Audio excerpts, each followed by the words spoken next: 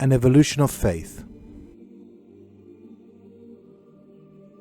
Find your honour, not in your station, nor the words and gift of those who seek control, but in yourself, in your actions, deeds, and soul.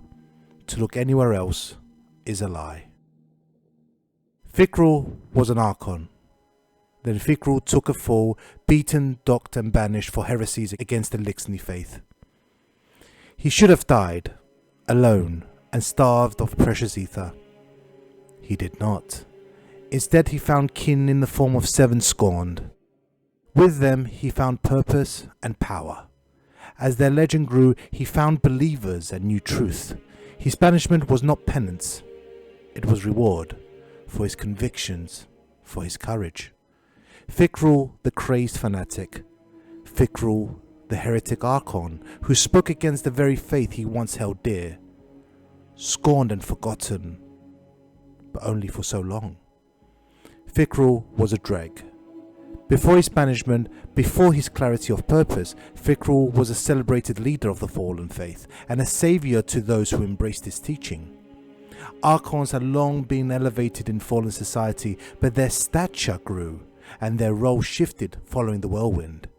As desperation took hold and the last of the fallen raced across the stars in search of salvation, their dependence on machines evolved into a deep-rooted need.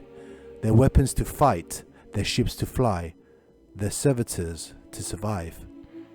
That need became worship. That worship became faith.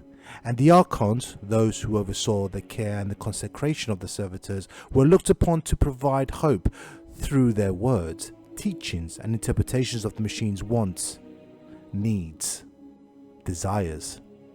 But Fikrul saw another path, one that will later be mimicked and twisted by the techno-deviant splices of the plague lands of Earth, while he and his explored their own dark interpretations of faith.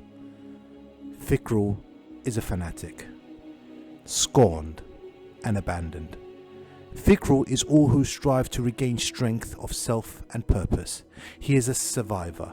He is the outcast priest of the broken plains, and his sermon is death and all the glory that follows.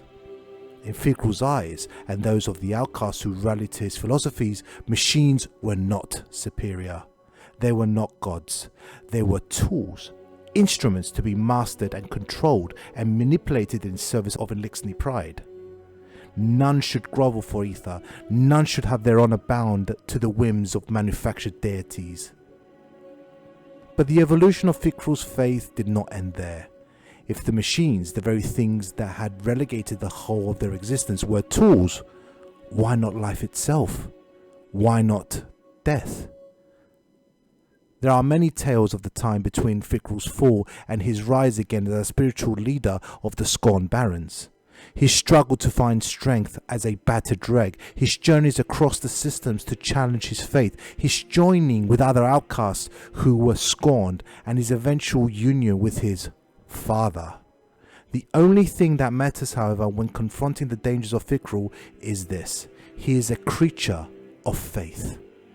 His faith is the antithesis of all who stand in the light. That faith has raised an army.